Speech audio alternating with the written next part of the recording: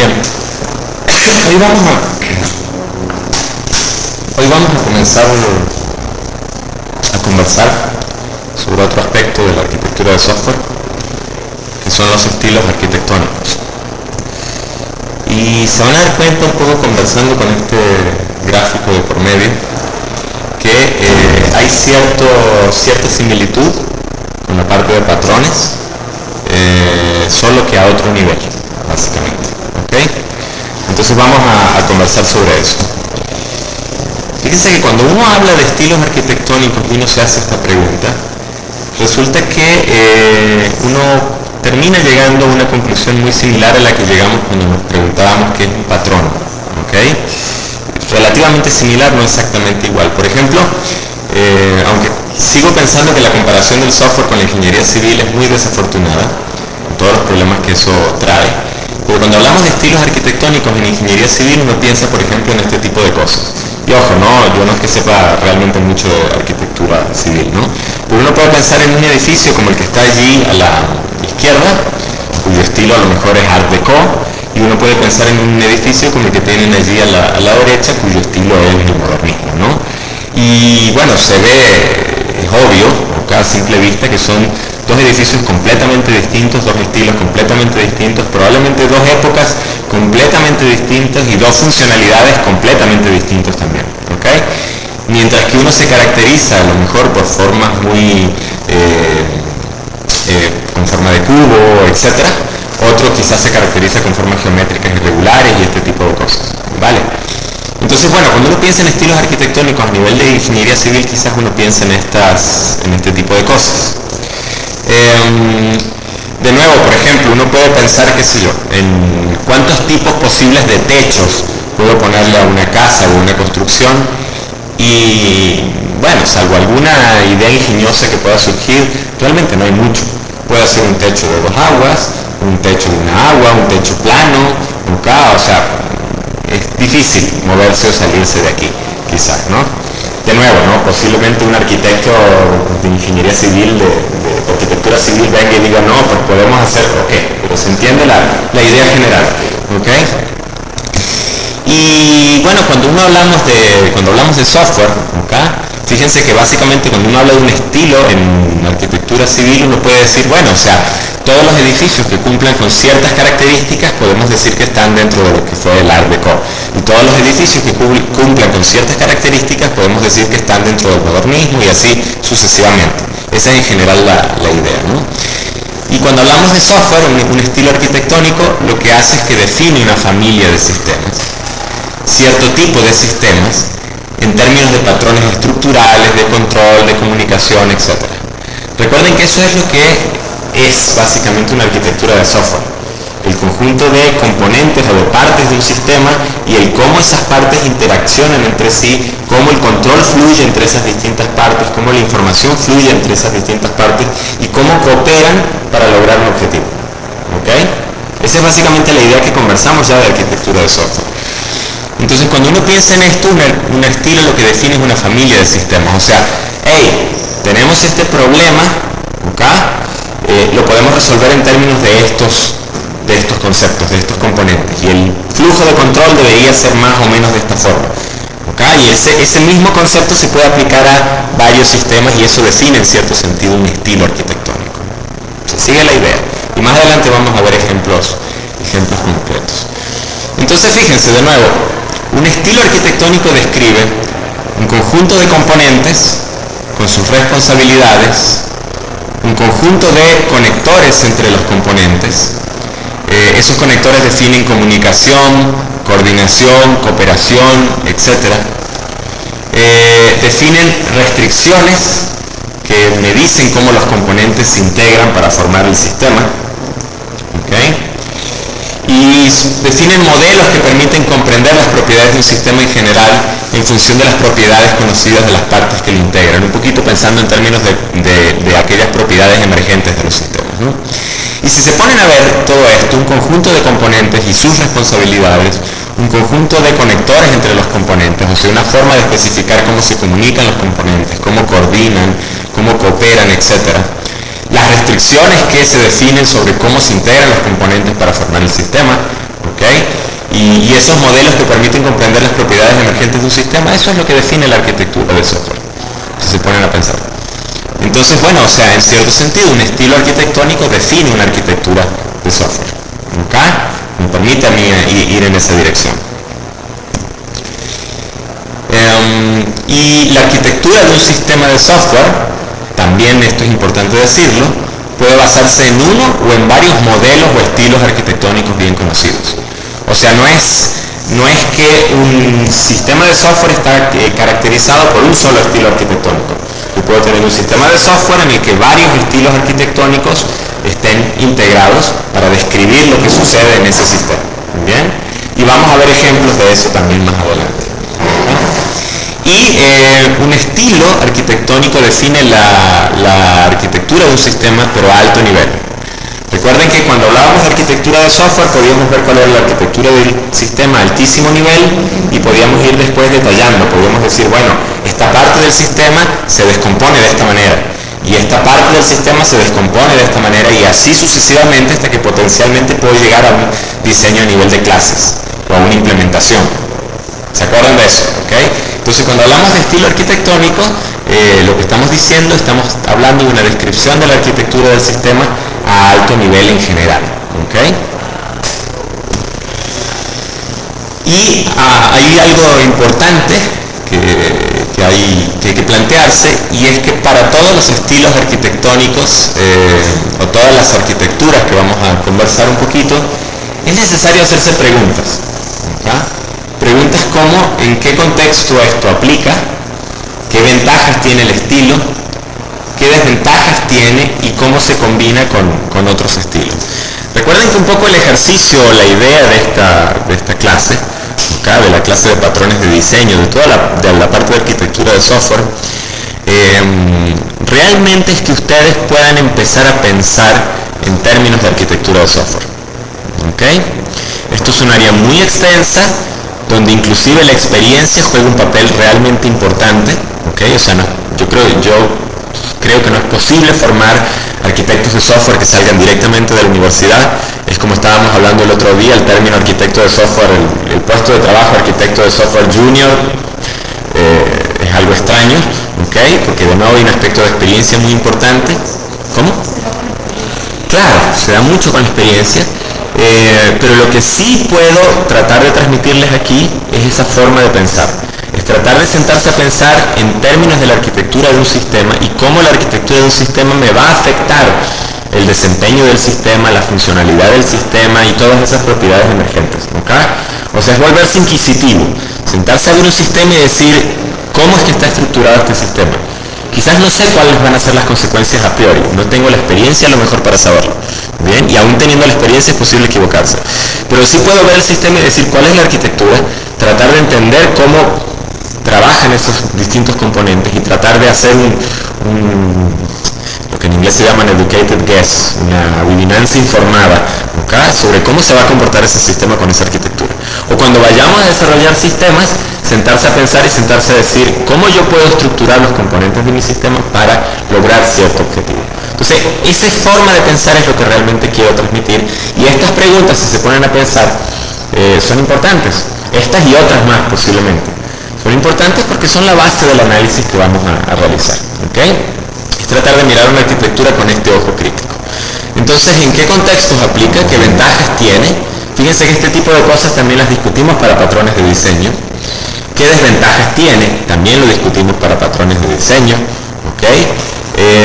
Y cómo se puede combinar este estilo con otros estilos. Bien, y eso también lo conversamos en patrones de diseño. ¿Cómo este patrón de diseño coopera con otro patrón de diseño? ¿Okay? Con otros patrones. Y ojo, ¿no? Recuerden que todo esto al final del día tiene un impacto en estas propiedades que creo que también las discutimos cuando hablábamos de arquitectura de software. Requisitos no funcionales, las pueden llamar, propiedades emergentes, las pueden llamar en general.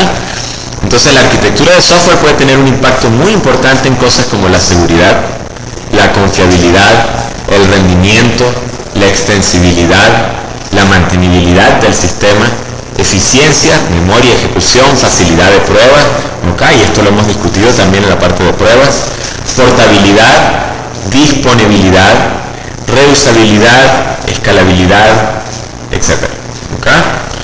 Por ejemplo, para que tengan una idea simple al respecto, y hablando un poco de algo que está muy en boga hoy en día, que es el cloud computing, ¿okay? Cuando ustedes piensan en un computador, en un PC personal de escritorio para trabajar, ustedes piensan en una máquina que tiene una fuente de poder, que tiene quizás un procesador, un disco duro, que tiene una tarjeta madre, etcétera, y que, por ejemplo, si el computador se daña, si se daña a lo mejor un procesador, pues bueno, pues lógico, el computador va a dejar de funcionar, voy a tener que llevarlo al técnico, abrirlo, cambiar el procesador, probar, etcétera, y devolverlo, ¿sí? Pero si estamos pensando en un centro de datos, por ejemplo, donde va a vivir software que va a prestar servicios, y uno de los requerimientos es que ese software debería tener, por ejemplo, la mayor disponibilidad posible, o sea, debería estar arriba y funcionando la mayor parte del tiempo, un 99.9% de disponibilidad. Creo que disponibilidad es la palabra, aunque puedo estar chispoteando, ¿ok? Entonces uno piensa ya en otro tipo de cosas. Uno piensa en equipos, por ejemplo, que tienen 2, 3, 4 fuentes de poder, ¿okay? Redundantes, que tienen 4 discos duros redundantes también, que tienen varios procesadores y varias memorias redundantes, y uno está pensando en equipos que yo puedo venir en caliente, se quemó una fuente de poder, sacarla, ponerla, la nueva fuente, sin tener que apagar el equipo. Igual con procesadores, igual con discos duros, igual este tipo de cosas. Se quemó un disco duro, no importa, la información está replicada en 3 más. Saquemos ese disco duro y pongamos otro. ¿Ok? Entonces fíjense que ahí hay un aspecto de arquitectura que está orientado a soportar cierta característica particular de esta. ¿Okay? Y eso está muy orientado hacia la parte de software, hardware, sistemas, etc. Inclusive todo aquello de la virtualización, ¿saben a qué me refiero con virtualización? Pues estoy tomando un sistema operativo y estoy instalando una máquina virtual donde puedo instalar otro sistema operativo. Y ese otro sistema operativo corre virtualizado en ese primer sistema operativo. Entonces, por ejemplo, eso inclusive afecta todo esto de centros de datos y cómo se dan los servicios y se despliegan este tipo de servicios que tienen que tener una alta disponibilidad. Porque, por ejemplo, o sea, ahora yo puedo perfectamente tomar esa máquina virtual y migrarla muy fácilmente a otro servidor. ¿Se dan cuenta? Antes a lo mejor tenía que tomar los servicios que estaban instalados en esta máquina e instalarlos en el otro servidor. Ahora puedo migrar la máquina, la copio, bajo esta y subo esto. Y hay toda una teoría y toda una serie de arquitecturas dedicadas solo a eso. Y eso tiene un impacto directo en este tipo de cosas, nuevamente. Entonces, cuando pensamos en arquitectura de software y en estilos, estamos pensando en preguntas de este tipo. No tienen que ser solo estas, en preguntas de este tipo y en este tipo de atributos. ¿Okay? Entonces, cuando discutamos más adelante los estilos arquitectónicos, yo puedo preguntar cosas como que, ¿cuál puede ser el impacto de esto en la seguridad del sistema? Por ejemplo. ¿O cuál puede ser el impacto de esto en la mantenibilidad del sistema? O en la confiabilidad del sistema y en cosas por el estilo. ¿Okay? No sé si alguien tiene preguntas. Hasta aquí. Y bueno, por supuesto que vamos a conversar de estos dos conceptos, que hemos venido discutiéndolos desde las últimas clases. El concepto de acoplamiento y cohesión. Es posible también aplicar este tipo de análisis. Es posible pensar qué tan acopladas están las distintas partes de este estilo arquitectónico. ¿Qué tan cohesionadas están? O sea, ¿cómo están distribuidas las responsabilidades en los distintos componentes? ¿Es posible que haya algún componente que esté haciendo demasiadas cosas al mismo tiempo? ¿O que haya alguna parte del sistema? Entonces, lo que estamos viendo aquí son básicamente herramientas, cuáles son las responsabilidades de cada bloque y componente, ese es otro aspecto importante, eso nos lleva a la cohesión. Pero son básicamente herramientas que nos permiten pensar en términos de arquitectura de software y hacer análisis de arquitectura de software. Y de nuevo, no son las únicas. Quizás son las más importantes, pero no son las únicas. ¿Okay? Y básicamente eso es lo que estamos conversando en términos de introducción a estilos arquitectónicos. Lo que vamos a comenzar a conversar ahora es sobre una serie concreta de estilos arquitectónicos. ¿Okay? Por supuesto no van a ser todos los posibles habidos y por haber, de nuevo, pero van a ser quizás los más conocidos, los más clásicos, y lo que vamos es a discutir, en base a estas herramientas que acabamos de ver, el impacto que estos estilos pueden tener sobre un sistema particular. ¿Okay? Entonces, de nuevo, ¿alguna pregunta particular? Antes de entrar en tema, ¿no? Por ejemplo, la arquitectura más básica que podemos armarnos es una arquitectura monolítica. Y una arquitectura monolítica es aquella que describe una aplicación en la que toda la funcionalidad del sistema, por ejemplo, acceso a datos, interfaz de usuario, lógica, etcétera, está implementada y mezclada en un solo bloque.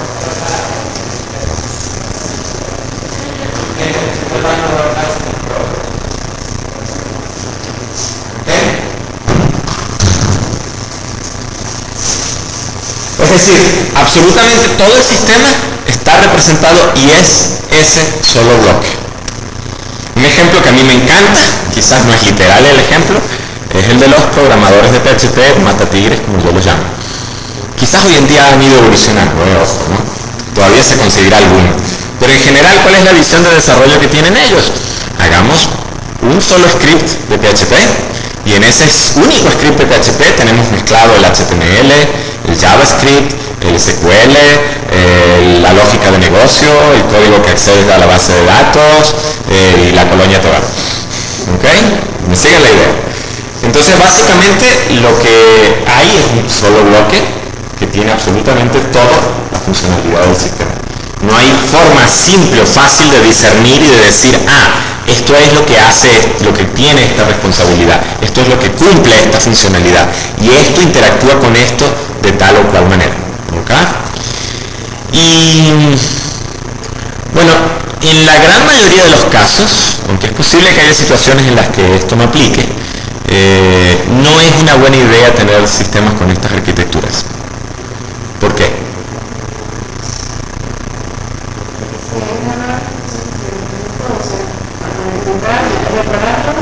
Por ejemplo, ¿okay? ¿Por qué por seguridad?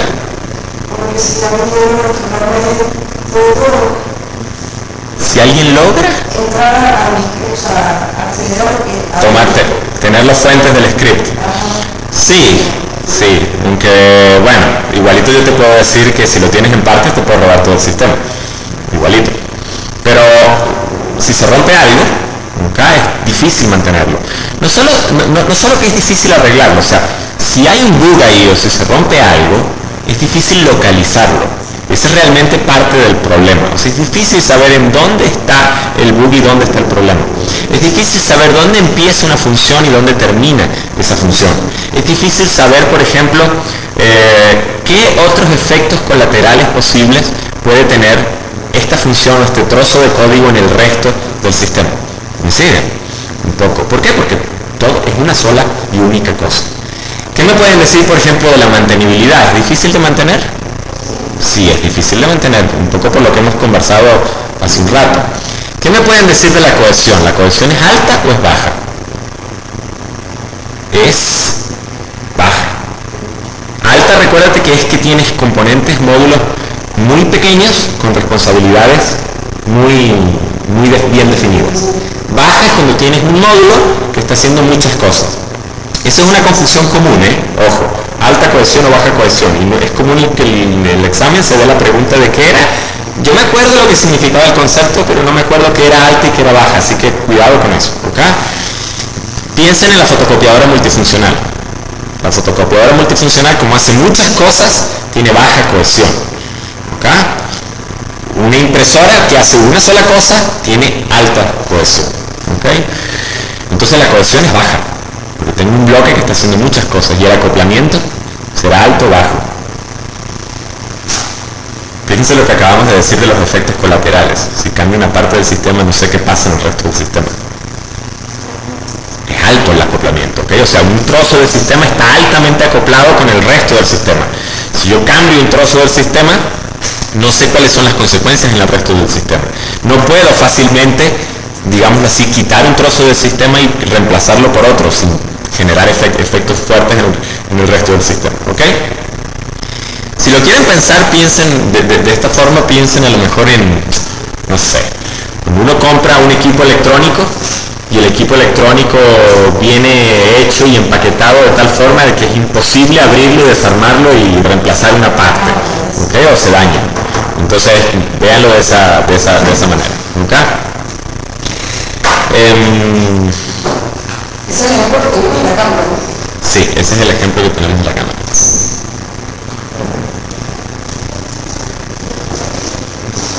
Porfa, traten de llegar temprano, ¿sí? Yo sé que a veces empezamos y 15 y 13, etcétera, pero porque si no la distracción es muy grande, yo tiendo a perder, ¿ok? Bien, entonces bueno, ojo, podemos pasarnos un buen rato hablando mal de esta arquitectura y planteando situaciones en las que potencialmente no es aplicable, aunque ojo, podemos encontrar situaciones en las que no queda más remedio y en las que es el camino, ¿bien? Por ejemplo, si están trabajando sobre todo con sistemas embebidos, ¿okay? En dispositivos electrónicos y este tipo de cosas, por ejemplo, cosas como Arduino, ¿sí? Generalmente tienden a ser arquitecturas bastante monolíticas, quizás no completamente, pero sí bastante monolíticas, por las restricciones y las limitaciones del entorno en el que eso está corriendo. ¿Vale? Entonces, bueno, ojo, hay que ver las ventajas y las desventajas. Podríamos citar una ventaja aquí, podríamos citar que empezar a dividir el sistema en componentes quizás puede generar cuellos de botella en la comunicación, quizás puede generar ese tipo de problemas en la comunicación, un exceso de procesamiento en todo lo que va a ser la comunicación, mientras que si yo hago un solo bloque no tengo que pensar en cómo me voy a comunicar. ¿Okay? Estoy en un solo bloque. Entonces en ciertos entornos eso también podría ser una ventaja. ¿Okay? Pero de nuevo, hay que evaluar ventajas y desventajas. ¿Se entienden las ideas? ¿Alguien no tiene clara alguna idea? ¿Okay? De nuevo, si alguien no tiene claro algo, pregunte sobre la marcha, no hay problema. Por ejemplo, es lo que les planteaba, este es un clásico. Yo puedo tener un programa cliente donde desde muchísimos lugares estoy accediendo a la base de datos, una aplicación en PHP. Entonces, ¿qué es lo que sucede si tengo una arquitectura muy monolítica? Que bueno, tengo código que hace acceso a la base de datos, o sea, conexión a la base de datos y que ejecuta sentencias SQL regado, distribuido a lo largo de todo el sistema. Entonces vean mi sistema como un bloque que tiene un montón de puntitos, muchos puntitos, y cada puntito es un acceso a base de datos. ¿Me siguen la idea? ¿Ok? Y a mí me gusta poner este ejemplo en el PHP clásico, seguramente están resolviendo eso con otras capas encima en estos momentos, pero en el PHP clásico las funciones que se utilizan para acceder a MySQL y las librerías son distintas de las librerías que se utilizan para acceder a Postgres. Así que no solo es que el SQL a lo mejor puede ser ligeramente distinto entre un manejador y otro, sino que además los trozos de código que se utilizan para establecer la conexión a la base de datos, enviar SQLs y obtener las respuestas son distintos. ¿Se entiende eso? ¿Okay? Entonces, si yo tengo esa arquitectura y quiero cambiar el código de acceso a la base de datos, o sea, quiero migrar esa aplicación de MySQL a Postgres, ¿el trabajo se hace fácil o difícil?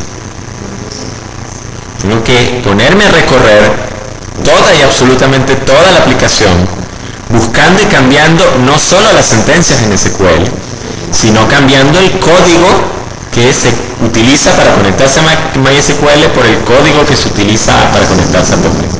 Y eso está regado casi uniformemente por toda mi aplicación. ¿Lo ven? Entonces hacer un cambio es difícil.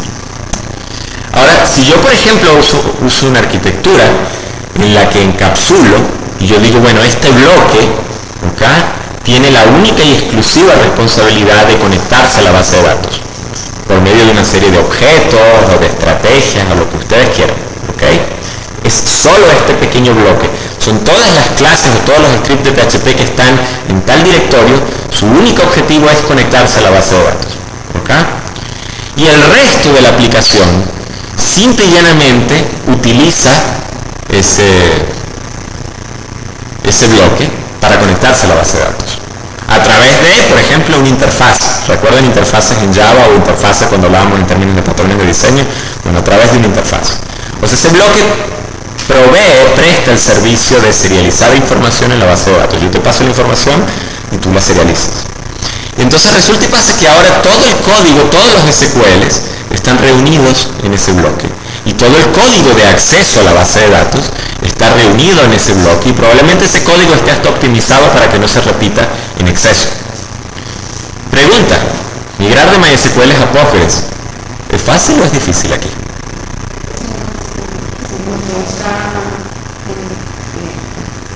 Contenido. Exacto. Exactamente. Yo sé que no voy a encontrar SQL, un código de acceso a la base de datos, en cualquier otro lugar que no sea en ese bloque. Entonces yo sé que lo que tengo que migrar es ese trozo del sistema si quiero migrar de un manejador de base de datos a otro. Entonces este es un ejemplo como, por ejemplo, una arquitectura monolítica puede dañar cosas como la mantenibilidad. Y cómo hacer un cambio en la arquitectura, o sea, yendo aún más allá, cómo hacer un cambio correcto en la arquitectura puede llevarme a un sistema que es mucho más mantenible. ¿Ok? Entonces es algo que hay que tener en cuenta. Muy bien. No sé si hay preguntas sobre este ejemplo particular. Esto es un clásico. Acá a estas alturas. Y aplica no solo para acceso a base de datos, aplica para muchas otras cosas, muchos otros componentes. Por ejemplo, ¿se acuerdan del ejemplo del brazo del sistema de empaquetamiento? ¿Okay? Que tenía una cámara fotográfica y miraba los paquetes y identificaba los paquetes y abría un brazo robótico que ponía los paquetes en distintas bandas transportadoras. Lo discutimos. ¿Se acuerdan que teníamos el bloque que procesaba la imagen y tomaba la decisión de qué objeto era el que estaba en la cinta transportadora, y teníamos un bloque que tomaba la foto?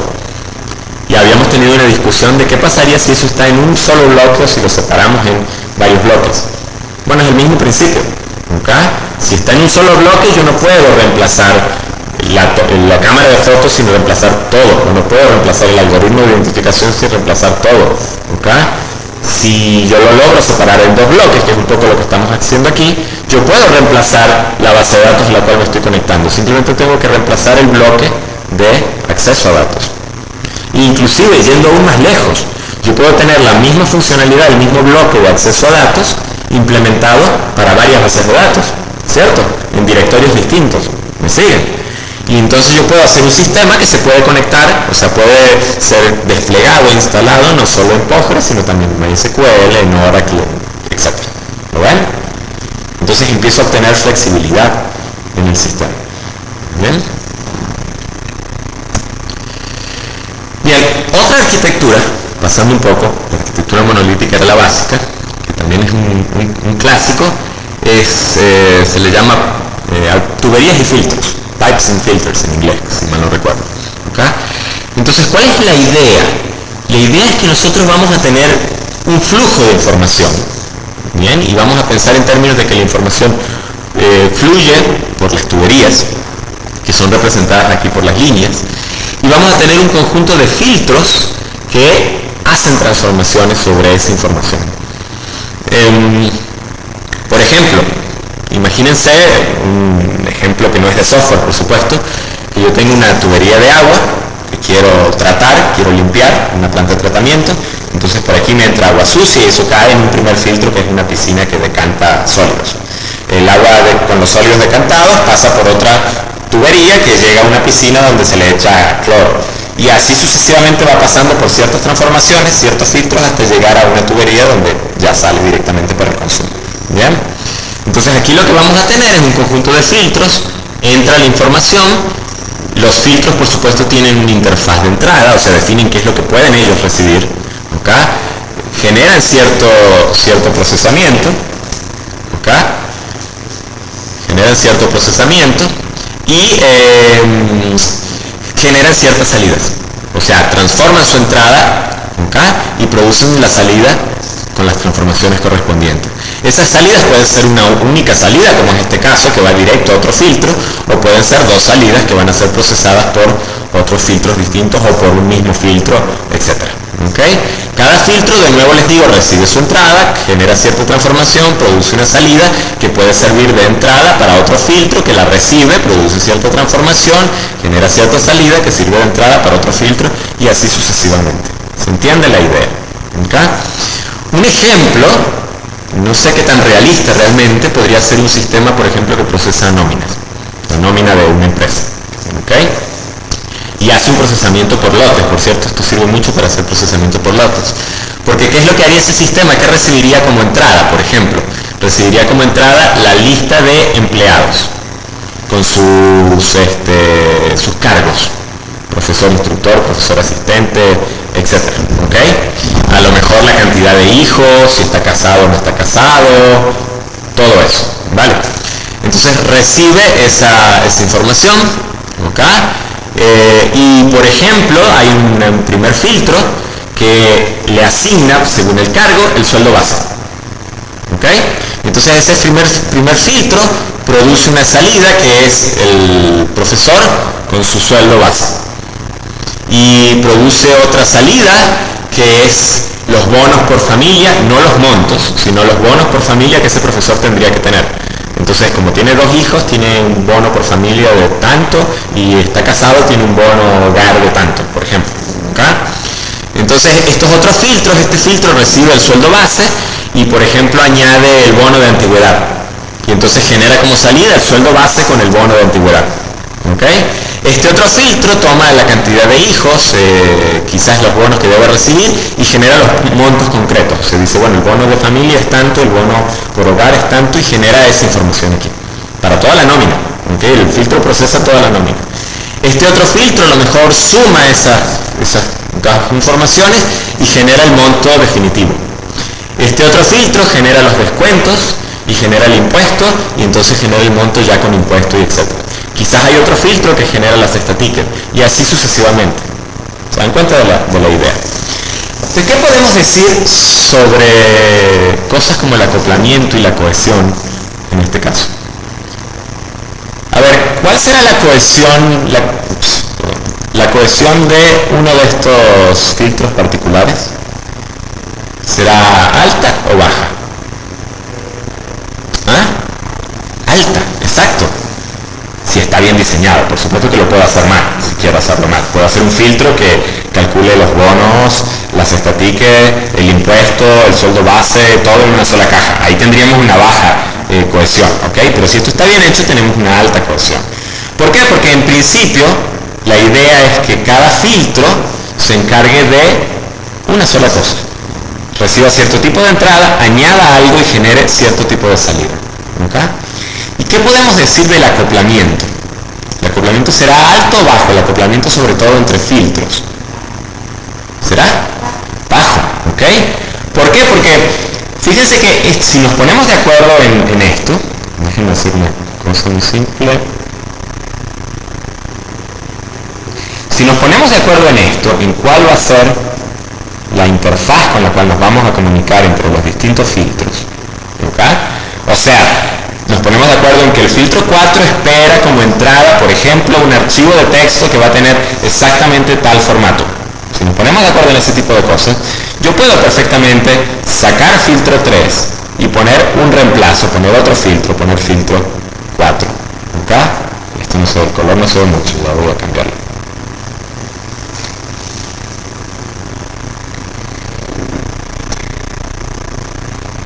Yo puedo poner aquí otro filtro, por ejemplo filtro 4, y mientras que filtro 4 produzca la salida en el formato que fue acordada con... perdón, estoy haciendo disparates aquí. Vamos a empezar esto...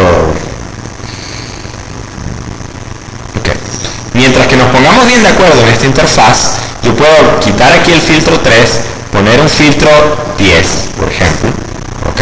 Y mientras que el filtro 10 produzca exactamente la misma entrada que el filtro 4 requiere, todo debería funcionar a la perfección. ¿Estamos de acuerdo? A filtro 4 realmente no le interesa. Filtro 4 no tiene conocimiento de cuál es el filtro que está produciendo su entrada, o peor aún, de que más atrás de eso hay un filtro 1 o cualquier otro conjunto de filtros, o de dónde viene realmente la entrada.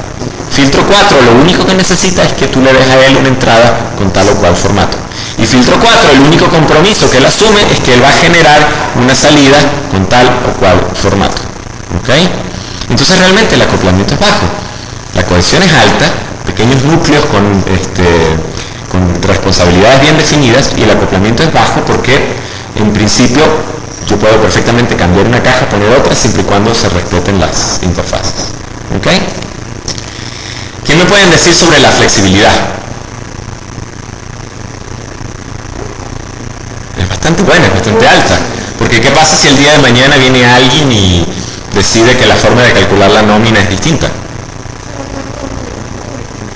puedo cambiar uno de los módulos. Inclusive yo puedo hacer que estos módulos sean parametrizables y entonces el porcentaje retenido de impuestos sobre la renta aquí es un parámetro. Entonces cambia la legislación, ya no es 30, sino ya no es 20, es 25, etc. Entonces bueno, aquí se cambia un parámetro. ¿Okay?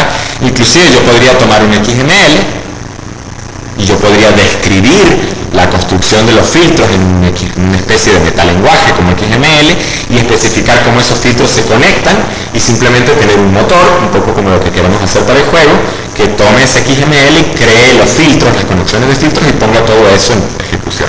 ¿Me siguen la idea? ¿Okay? La mantenibilidad, ¿qué tal será? ¿Será buena? ¿Será mala? Si está bien hecho debería ser buena, porque si estos son componentes muy pequeños con responsabilidades muy bien definidas, ¿okay? Que probablemente implementan ciertas interfaces bases, debería ser bastante fácil mantenerlo. De nuevo, esto se puede hacer bien o se puede hacer mal. ¿Okay? Bueno, un ejemplo real de esto que están viendo en pantalla es un software de visualización científica.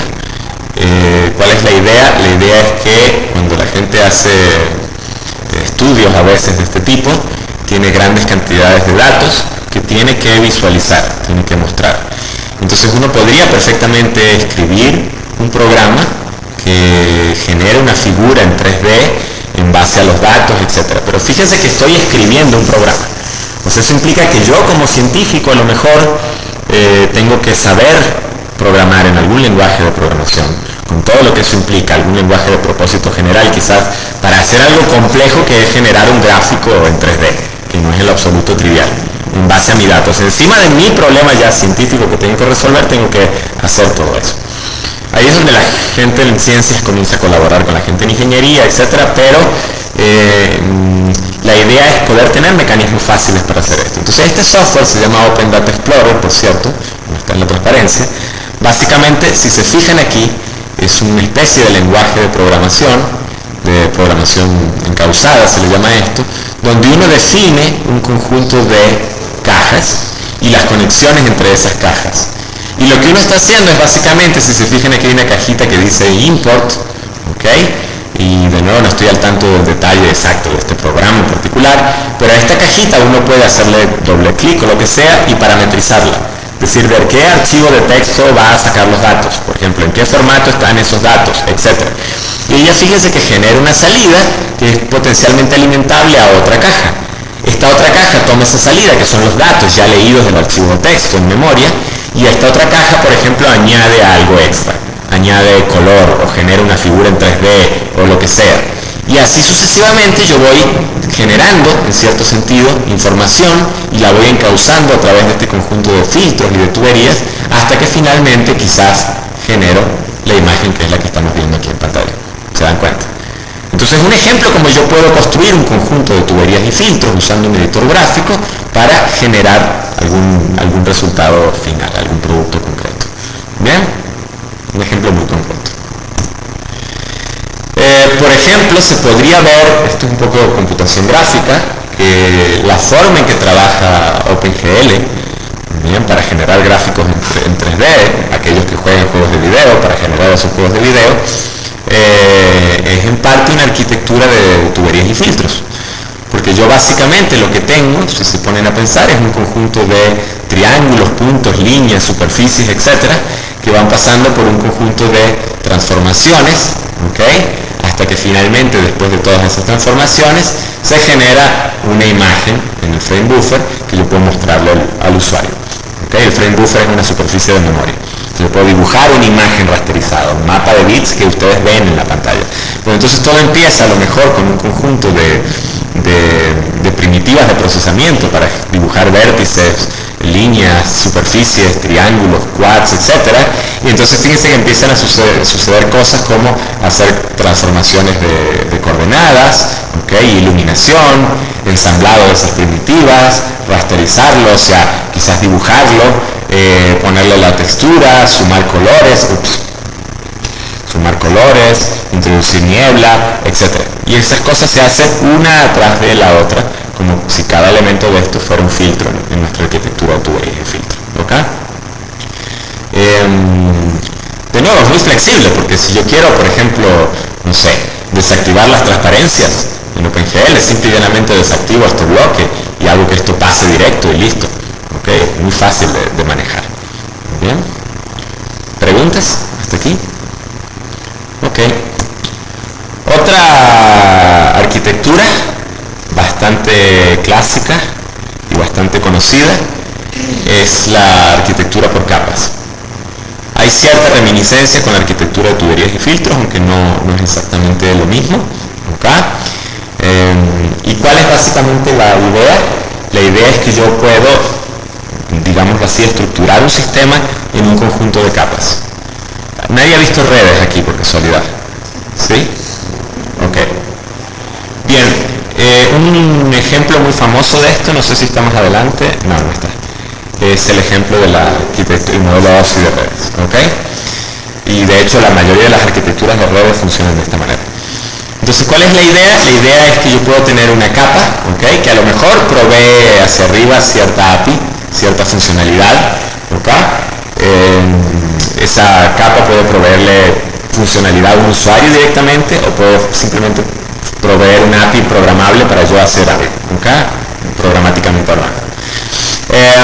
Y esa capa, por supuesto, para poder funcionar no lo hace todo, sino que necesita utilizar servicios de otras capas inferiores. Entonces la capa 1, por ejemplo, para poder cumplir con su cometido, utiliza servicios de la capa 2. Entonces, por supuesto que aquí hay un API, en cierto sentido, y ese API es utilizado por la capa 1 para lograr cierta funcionalidad. ¿Okay? La capa 2, por supuesto que necesita, a lo mejor hace ciertas cosas, pero necesita utilizar servicios de otras capas, y entonces por supuesto que las capas inferiores proveen un API para proveer servicios, y así sucesivamente hasta que lleguemos a la capa N, que a lo mejor ya no necesita otras capas. ¿Okay?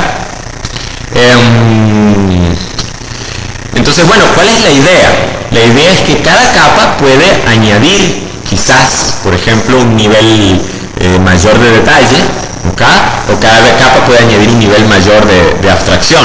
Por ejemplo, yo puedo tener una capa superior que me permita abrir un archivo, escribir todo el contenido que tengo en memoria en un archivo y cerrarlo con una sola función, por inventarme algo, ¿ok? Puede que a lo mejor eso para la capa 2 te permita hacerlo, pero en 3 funciones: abrir el archivo, copiar el contenido y cerrarlo. ¿Me siguen la idea? Puede que a lo mejor quizás la capa 3, que estaría aquí abajo, se tiene que preocupar por aspectos tales como el buffer del archivo. O sea, no puedes escribir el contenido en un solo bloque. Tienes que ir escribiendo trocitos de 256 bytes hasta que termines con toda la información y hayas llenado ya el archivo. ¿Ok?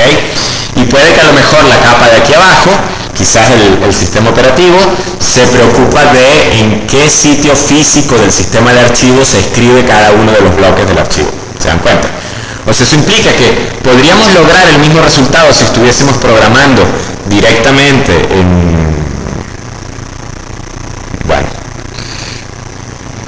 directamente en la capa N, sí, pero necesitaríamos muchas más líneas de código y sería muchísimo más complejo y tendríamos que preocuparnos nosotros mismos por en qué bloque de disco está ubicado ese archivo.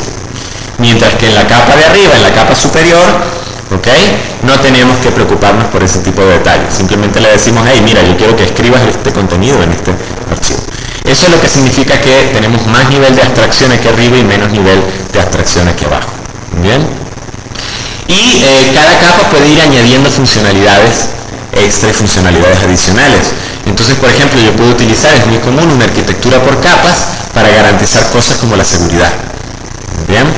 Porque noten algo, generalmente toda petición que se hace aquí sobre la capa 1 tiene que ir pasando sobre las capas inferiores.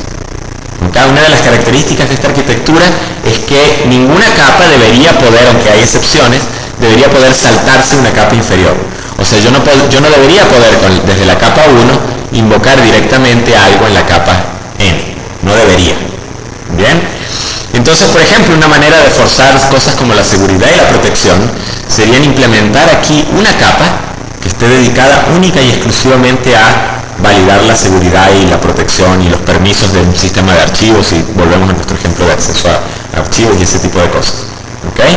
Entonces yo podría tener una capa que recibe la información de quién es el usuario que está haciendo la solicitud, cuál es el archivo y verifica si el usuario tiene permisos sobre ese archivo. Y si no tiene permisos, te bloquea de una vez, no te deja pasar. Si sí tiene permisos, pues bueno, no hay problema, redirige la petición a la capa inferior. Entonces yo puedo forzar en una capa todo lo que es seguridad y protección. ¿Me siguen la idea? No sé si alguien tiene preguntas. De nuevo, ¿qué me pueden decir sobre acoplamiento y cohesión? ¿Cómo? Depende. La capa 1 está acoplada de la capa 3. La capa 1 está acoplada de quién solamente? De la capa inmediatamente inferior. ¿Ok? Inclusive si esto está bien hecho de nuevo, si yo utilizo la visión de interfaces, ¿ok? Yo podría perfectamente reemplazar una implementación de la capa 2 y colocar otra, por ejemplo, ¿cierto o falso? O sea, por ejemplo, yo podría tener aquí que todas estas capas, quizás, la capa 2, la capa 3, la capa N, están orientadas hacia acceso a disco, y ojo, esto estoy inventando, acceso a disco en un PC de escritorio, ¿bien? Una arquitectura estándar de un PC de escritorio. Pero, por ejemplo, yo podría reemplazar estas capas por las capas necesarias para acceder a disco o a memoria de un dispositivo móvil. Es distinto, ¿vale? Pero noten que el que está programando aquí arriba no notaría a lo mejor la diferencia. No notaría la diferencia porque él sigue usando el API de la capa 1 y yo lo único que hice fue programar una capa 2 distinta que utiliza por supuesto el mismo API, pero que ahora por debajo tiene toda la funcionalidad necesaria para acceder a un dispositivo móvil en lugar de a un disco duro. Por poner un ejemplo, quizás un tanto bizarro. ¿Okay? Entonces el acoplamiento, ojo, quizás entre capa 1 y capa 2, o sea, entre las capas vecinas, hay acoplamiento, si está mal hecho, ¿bien? Pero en general el acoplamiento no es tan malo, no es tan alto, es bastante bajo en ese sentido. ¿Y la cohesión? Sí. Depende de cuántas funcionalidades tenga cada capa, aunque cuando hagamos este análisis, a menos que digamos lo contrario, vamos a asumir que eso está bien implementado. Entonces, por ejemplo, imagínense que tengo una capa que se encarga de la seguridad. O sea, su única misión es recibir las peticiones y determinar con los permisos si esa petición puede ser satisfecha o no a niveles en términos de seguridad. Tengo una capa que se encarga solo de todo lo que es el manejo de bloques y el acceso al sistema de archivo en términos de bloques. Tengo una capa que se encarga de separar las cosas en bloques. ¿Me siguen la idea? O sea, vamos a suponer que cada capa tiene una responsabilidad bien definida. ¿Cuál sería la cohesión? Sería alta, ¿ok? La flexibilidad de esto es buena. Fíjense que con algunos ligeros cambios pudimos básicamente hacer que esto funcionara para dispositivos móviles, ¿ok? La mantenibilidad pareciera que también es bastante buena. Ah, por cierto, algo que no mencionamos aquí. La testeabilidad, la facilidad de prueba, ¿será alta o baja aquí? Es buena la facilidad de prueba, porque yo puedo tomar un filtro y probarlo por separado, fácilmente, meter ciertas entradas y ver cuáles son las salidas. Y volviendo aquí, la facilidad de pruebas, ¿será buena o mala? ¿Será fácil de probar? Es bastante fácil de probar, porque yo puedo también tomar una sola capa, interceptarla y probar solo esa capa y ver que esté comportándose correctamente. ¿Ok? Entonces, es un ejemplo al respecto. ¿Preguntas? ¿Alguna? Otro clásico de la arquitectura por capas, por ejemplo, es la infame arquitectura de 3 capas. ¿Bien? Básicamente, ¿cuál es la idea de una arquitectura de 3 capas? La idea es que uno tiene una capa que se encarga de la presentación, o sea, de dibujarle al usuario y de mostrarle al usuario la información, ¿ok? Y de toda la lógica asociada a eso, a la interacción del usuario con la interfaz de usuario. Tengo una capa que se encarga del proceso de negocios, ¿ok?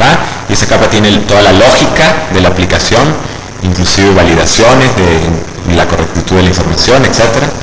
Y tengo una capa de persistencia que se encarga única y exclusivamente de salvar la información en un medio persistente, que puede ser una base de datos o no, ¿ok? Pero salvar y recuperar la información de ese medio persistente. Bien. Entonces, ¿cuál es la idea de esta arquitectura? Es algo que se ha discutido mucho, es muy famosa la arquitectura. La idea es, bueno, que yo puedo reutilizar. O sea, por ejemplo, fíjense que si yo tengo mi lógica de negocios en esta capa, y mi lógica de negocios, por supuesto, tal cual como hemos estado hablando, provee un API que puede ser utilizada por alguien más, por otra capa, y yo tengo mi interfaz de usuario implementada, por ejemplo, como una aplicación web utilizando HTML, ¿bien? ¿Será que yo podré cambiar mi interfaz de usuario ahora para utilizar, qué sé yo, Swing, por ejemplo, ¿acá? Y hacer una interfaz de escritorio siguiendo usando la misma lógica de negocio que tenía implementada antes? Claro, perfectamente, porque la lógica está ahí y me provee cierta API. Yo lo único que tengo que hacer es programar un nuevo cliente, una nueva interfaz de usuario, ¿okay? Que utilice esa API y mi aplicación debería funcionar. Mejor aún, o sea, si esta API a lo mejor ya está probada, está bien testeada, bien probada, yo puedo tener bastante confianza en que esto funciona bien y entonces, bueno, sé que muchos problemas van a estar ubicados aquí. ¿Me siguen la idea? El mismo principio aplica aquí. ¿Podré cambiar el sistema de gestión de base de datos? Ya discutimos un poco de esto, independientemente de todo lo demás, o sea, sin tener que cambiar todo lo demás. Sí, porque si esta capa está diseñada para utilizar quizás la interfaz que vamos a tener en esta capa, entonces yo puedo perfectamente sacar esto y poner otra, que mientras que cumpla con esta misma interfaz, esta no se va a dar cuenta.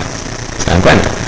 Entonces es una manera de reutilizar en cierto sentido las distintas partes del software perfectamente. Es más, o sea, yo podría tener, por ejemplo, aquí no solo una interfaz, podría tener un mismo software que trabaja con una interfaz HTML, con una interfaz en Swing, con una interfaz vía ser orientada a servicios, vía web services, por ejemplo, y las tres interfaces utilizarían la misma capa de proceso de lógica de negocio. ¿Okay? Lo que significa básicamente que las tres interfaces son coherentes entre sí, o sea, no voy a tener una interfaz que me va a tratar cierto asunto de una forma y otra que me lo va a tratar de otra manera, porque todas utilizan la misma lógica de negocio. ¿Okay? En sistemas operativos se utiliza mucho una arquitectura por capas, donde por razones de seguridad cada capa va añadiendo mayores privilegios, hasta que finalmente tenemos el núcleo que puede acceder a casi cualquier zona de memoria y puede hacer cualquier cosa con la máquina que quieran, y las aplicaciones que por supuesto están contenidas en su pequeña caja y solo pueden hacer ciertas cosas dentro de esa caja, no pueden violar entonces ciertos aspectos de seguridad del sistema. Este es también un class. ¿Okay? ¿Preguntas? ¿Hasta aquí? Es muy común estructurar cosas por capas. ¿Okay? Inclusive es muy común que ustedes vean cosas como que el stack de aplicación utilizando tal framework es... Vamos a tratar de que esto salga... sigo ejercicio de caligrafía, así que me disculpen si sale torcido. Es común ver cosas como esta, por ejemplo, y va a salir muy torcido, ¿eh?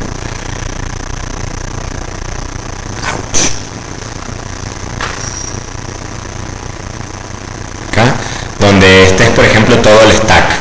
Entonces yo tengo básicamente aquí una capa, una biblioteca que cumple ciertas responsabilidades, aquí tengo otra que cumple ciertas responsabilidades, aquí tengo otra y aquí tengo otra.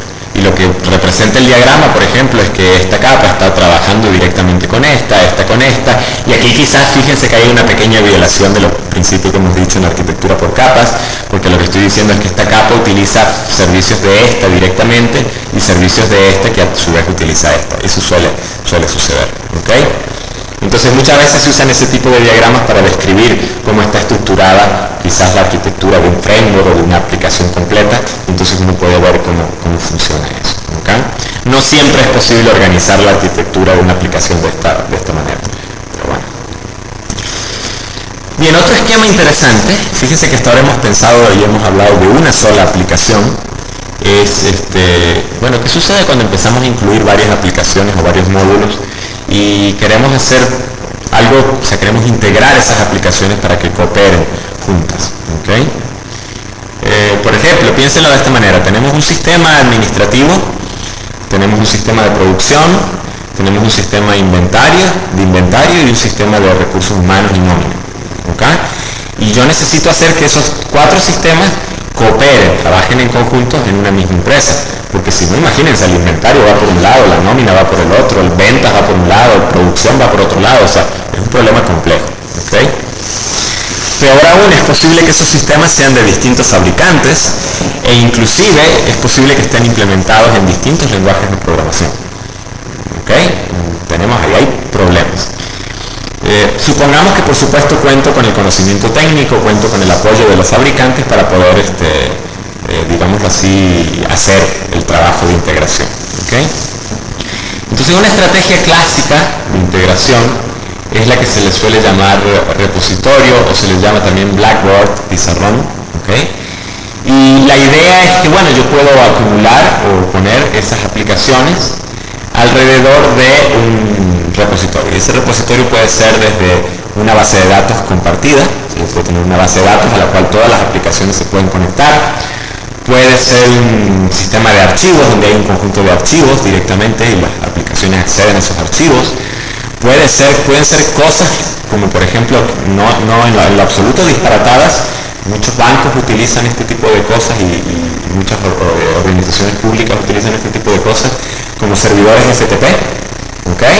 Donde las aplicaciones tienen permiso para subir un archivo al servidor FTP, a un directorio particular con una convención de nombres, y hay otra aplicación que también tiene permiso para conectarse y cuando detecta un nuevo archivo se lo baja, lo procesa y hace algo con ese archivo. ¿Se dan cuenta? Entonces ese servidor FTP con toda su estructura de directorios y de archivos está siendo utilizada como punto de integración. ¿Vale? Puede ser algo como eso, y eso nos permite inclusive integrar aplicaciones a través de la red. Es una estrategia, no es la única, porque yo puedo tener un computador en China subiendo un archivo a un computador en Venezuela que se lo descarga para hacer algo y viceversa. ¿Okay? O puede ser, por ejemplo, memoria compartida.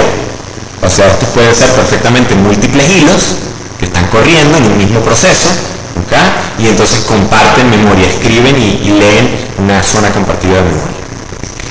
Por supuesto que hay que ponerse de acuerdo en cualquiera de los casos en cuál es el formato de este pizarrón, ¿okay? De este repositorio, porque si no hay un acuerdo común de cómo nos vamos a hablar, esas aplicaciones no se van a poder comunicar, ¿okay? Ni coordinar. Entonces, en el caso que les contaba del FTP, lógico que tenemos que estar de acuerdo en qué directorio vamos a poner los archivos, cómo se va a llamar el archivo, cuál es la convención de nombres y cuál va a ser el formato del archivo, para que ambas aplicaciones, esta la pueda generar y esta otra aplicación pueda leer ese archivo y hacer algo con información. ¿Okay? Igual en cualquiera de los otros casos, si estamos usando una base de datos compartida, tenemos que ponernos de acuerdo en cuál va a ser el esquema de esa base de datos y dónde vamos a escribir y dónde vamos a leer. ¿Okay? Entonces, bueno, la idea finalmente es que cada aplicación simplemente escribe su información y lee su información de la base de datos compartida. Usualmente uno puede armar un esquema de buzón de mensajes, pues uno puede decir, yo le dejo en este buzón un mensaje para tal aplicación, o yo leo en mi buzón de mensajes los mensajes que me han dejado. ¿Okay? Se puede trabajar de esa manera. ¿Cuál será el impacto sobre el acoplamiento y la cohesión? ¿Cuál será el impacto sobre la cohesión? Si suponemos que las aplicaciones están bien hechas. Entonces suponemos que mi aplicación módulo 4 representa una aplicación que se dedica a manejar el inventario solamente. Y aplicación módulo 2 representa una aplicación que se dedica a manejar el sistema de producción solamente. La cohesión es alta también, sigue siendo alta, si está bien hecha, por supuesto. ¿Okay? Y el acoplamiento, fíjense una manera de responder a esta pregunta. ¿Estará la aplicación módulo 4 acoplada con la aplicación módulo 2? No, ¿verdad? O sea, yo podría reemplazar la aplicación módulo 2, el sistema de producción, y poner otro sistema de producción. Esa es otra forma de pensar en términos de acoplamiento. Puedo yo sustituir un componente por otro, ¿okay? Y todo seguiría funcionando, siempre y cuando respeten los estándares que hemos definido para la comunicación, todo debería seguir funcionando. ¿Sí? Ahora, estamos acoplados con algo. ¿Cuál será ese algo? El repositorio. Estamos acoplados con el repositorio. O sea, estamos acoplados con ese, en cierto sentido, este estándar de comunicación, ¿okay? Que nos hemos definido, este protocolo de comunicación que nos hemos definido. Entonces, si yo cambio algo en el repositorio, ojo, eso tiene el efecto potencial de afectar todas las demás aplicaciones. ¿Okay? Entonces eso es un aspecto que hay que tener en mente cuando se hacen este tipo de cosas. ¿Bien? ¿Preguntas? Ok. Bien, hay varios estilos de control, yo no quiero entrar quizás mucho en detalles. Este es el clásico que ustedes conocen, este lo pueden ver como programación estructurada. Fíjense que hemos ido recorriendo varios aspectos, recapitulando un poco. Noten que, por ejemplo, aquí hay aspectos de control, quién controla el programa, cómo se comunican las cosas, qué distintos bloques tengo, etc. Y fuimos refinando eso hasta que llegamos aquí. Fíjense que aquí hay aspectos de control también.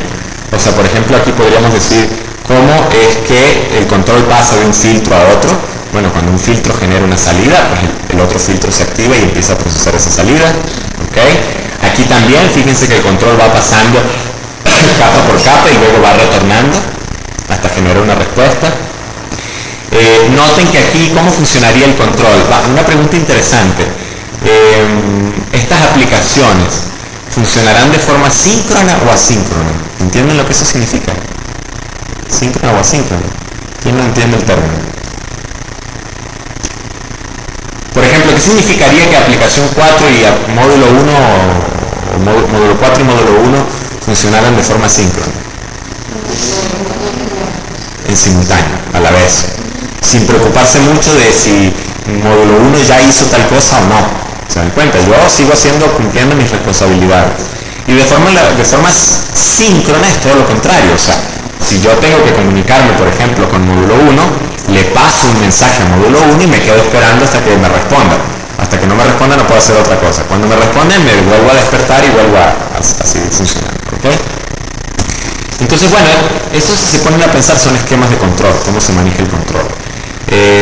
Pues cuando hablamos, por ejemplo, de control centralizado, control síncrono, lo que estamos diciendo es algo muy equivalente a lo que ustedes conocen, a la forma en que ustedes saben programar, que es que uno tiene un programa principal o un punto de entrada, ¿ok? Y ese programa principal, por ejemplo, invoca una rutina. Y entonces cuando se invoca esa rutina, el programa principal, entre comillas, porque no es necesariamente exactamente eso lo que sucede, se duerme hasta que la rutina o la subrutina termine. ¿Okay? Esa subrutina puede hacer lo mismo, puede invocar a otra subrutina y dormirse hasta que esa subrutina termine. Y eventualmente cuando la subrutina le devuelve el control a esta rutina y esta le devuelve el control a esta rutina, es que este programa principal sigue ejecutando. Entonces eso es control síncrono, sí, exactamente. Es para que tengan un poco una idea de eso. Pero también puedo tener, y esto hasta cierto punto no es exactamente lo mismo, pero es parecido a la arquitectura del pizarrón. Ahorita buscamos las diferencias. Yo puedo tener por cierto, ¿por qué es control centralizado? Bueno, porque tengo un punto de entrada, ¿sí? Ahí digamos así un programa principal que dirige toda la orquesta, ¿ok? Aquí en este caso es control centralizado asíncrono, porque tengo un controlador del sistema y tengo todo un conjunto de procesos que van haciendo cosas y buena parte de la inteligencia de mi sistema recae sobre este controlador del sistema. O sea, este controlador del sistema es una especie de agente que está constantemente recolectando información de ciertos componentes, los sensores en este caso, y invocando a otros componentes para que hagan cosas. En este caso, por ejemplo, podría ser activar una válvula, si estamos hablando de un sistema de control, o leer un sensor, o realizar cierto cálculo, etc. ¿Me siguen la idea? Entonces el asunto es que este señor que está aquí, si lo quieren ver, es el director de orquesta, pero el control es asíncrono porque yo puedo mandar a ejecutar un cálculo, pero mientras que ese cálculo se ejecuta, yo sigo trabajando con el resto de mis colaboradores. Y a lo mejor el sensor es un proceso que está constantemente corriendo y sensando una información, una temperatura, por ejemplo. Y entonces yo puedo preguntarle eventualmente al sensor, hey, mira, dame el histórico de temperatura de los últimos 30 segundos. Y plum, me muestra ese histórico y en base a eso tomo una decisión. ¿Me siguen la idea? Pero no es que estos dispositivos o estos componentes se activan cuando los invoco, sino que se activan, están constantemente funcionando y yo puedo simplemente comunicarme con ellos. Ellos pueden pasarme mensajes y eventos. ¿Se sigue la idea? ¿Okay? Entonces esto es un ejemplo de control centralizado asíncrono. Otro estilo arquitectónico, otra forma de manejar el control también y esto es muy utilizado sobre todo en interfaz de usuario, no es el único caso, pero es muy utilizado en ese esquema, son sistemas dirigidos a eventos. ¿Okay? O sea, ¿cuál es la idea? La idea es que tengo un conjunto de subsistemas, ¿okay? Y tengo un componente, un módulo, que es el manejador de eventos. Y entonces la idea es que esos subsistemas se pueden registrar con el manejador de eventos para recibir todos los eventos o para recibir un conjunto particular de eventos. Y además esos subsistemas pueden generar eventos. ¿Okay? Entonces, por ejemplo, véanlo desde este punto de vista. Podríamos tener un sistema de compras, ¿okay? A ver si puedo escribir esto bien. Compras, bueno, más o menos. Y un sistema de inventario. Ouch.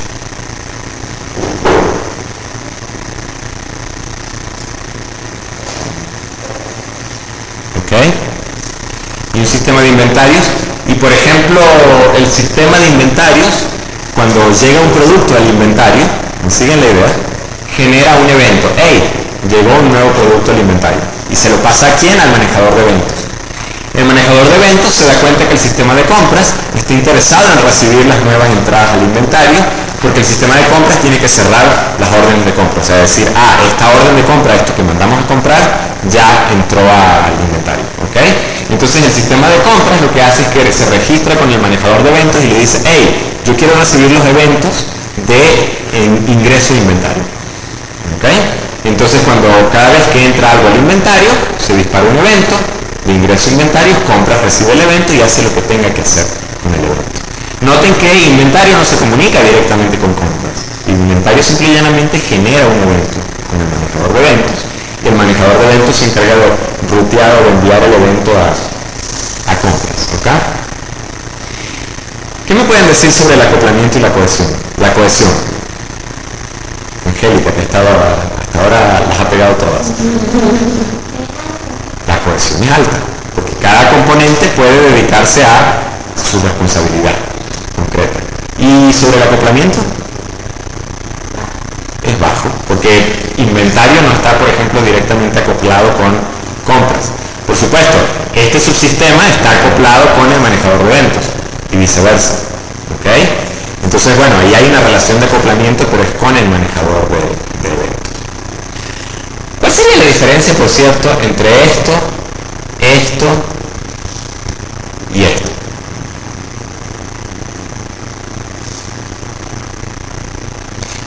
Por ejemplo, cuando el repositorio, cuando módulo 4 le quiere enviar un mensaje a módulo 1, en el momento en que módulo 4 envía el mensaje, ¿okay? Realmente él no se lo quiere enviar a módulo 1, él simplemente escribe el mensaje en el repositorio, ¿okay?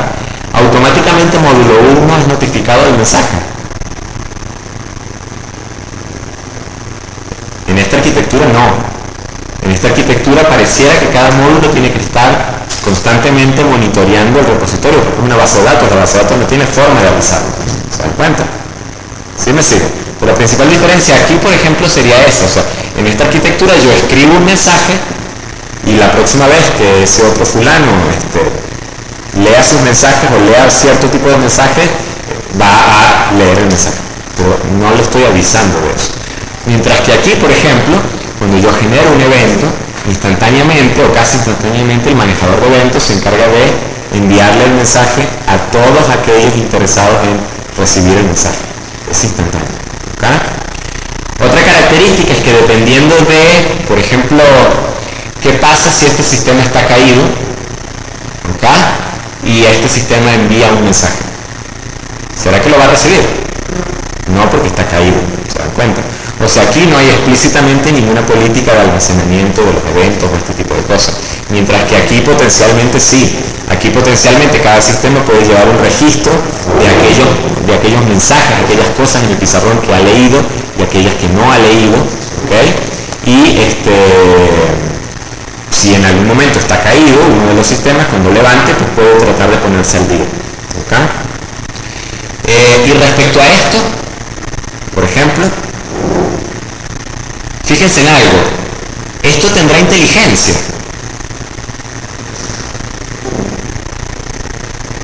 es una simple cartelera, ¿se dan cuenta? Donde se escriben cosas y se leen cosas. Aquí hay una inteligencia implicada, inteligencia no en el sentido humano, sino una capacidad de organizar en cierto sentido todos los procesos que hay asociados, ¿okay? Igual aquí lo único que hay es un registro de todos los subsistemas asociados, acoplados y que quieren recibir notificaciones de eventos. Entonces aquí no hay un aspecto inteligente. La comunicación, por cierto, será síncrona o asíncrona. Aquí. No sabemos. Generalmente, cuando uno habla de este tipo de cosas, pero ojo, esto no es una afirmación absoluta, los manejadores de eventos, este tipo de comunicación funciona de forma síncrona. ¿Okay? Pero puede ser asíncrona perfectamente también. ¿Okay? O sea, puede ser simplemente un manejador de eventos que yo disparo el evento y sigo haciendo mis cosas y el manejador de eventos se encarga de hacer eso. ¿Okay? Preguntas. Un ejemplo clásico de esto es la interfaz de usuario. Han programado un swing, ya a estas alturas. Han programado un botón, un swing, muy bien, están muy atrasados. Tienen que sentarse a echar código. ¿Cómo se programa, por ejemplo, un botón en swing? Uno declara un botón, ¿sí? Okay. Uno declara un botón y básicamente ¿cuál es la idea? La idea es que yo quiero que cuando le hagan clic al botón algo suceda, ¿cierto? Entonces ese algo suceda, ¿dónde debe estar codificado? ¿En el botón? No tiene sentido, porque si yo codifico el algo suceda en el botón no voy a poder reutilizar la clase botón en distintos sitios, en distintas aplicaciones. Entonces generalmente lo que se hace es que el botón no sabe lo que va a suceder cuando le hacen clic. De hecho, no le interesa lo que va a suceder cuando le hacen clic. El botón simplemente dispara un evento. ¡Hey! Me hicieron clic. ¿Se dan cuenta?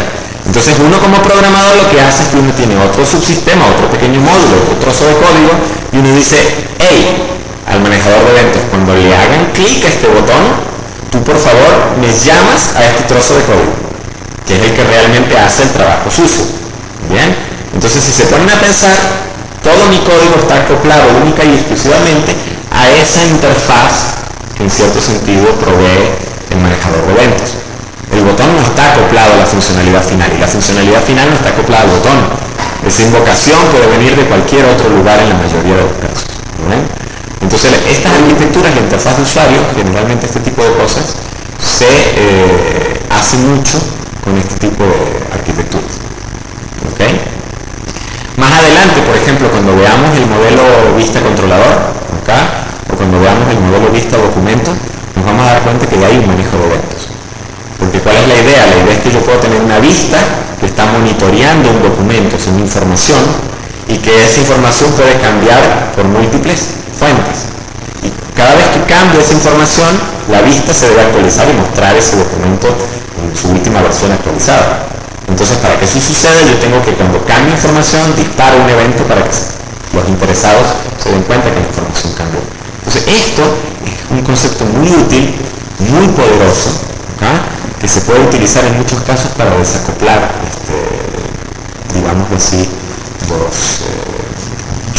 dos componentes o un conjunto de componentes. ¿Okay? Y hasta inclusive, o sea, se podría bajar el nivel de detalle necesario de un patrón de diseño, en algunos casos. ¿Okay? Bueno, ¿preguntas? ¿Hasta aquí? Ok.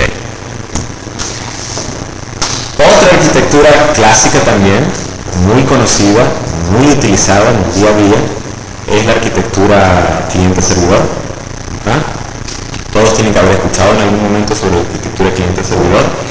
Se puede interpretar de muchas formas. Aquí en esta imagen, ojo, está plasmada la visión de cliente-servidor de redes. ¿Okay? Pero ojo que también se puede hablar de esta manera, y se utiliza la terminología. Yo puedo decir, por ejemplo, que la capa persistencia, ¿dónde está el mouse? Así agarro el lápiz correctamente. La capa persistencia es una capa servidor. Y la capa proceso de negocio es cliente de la capa persistencia. pero a su vez también es servidor.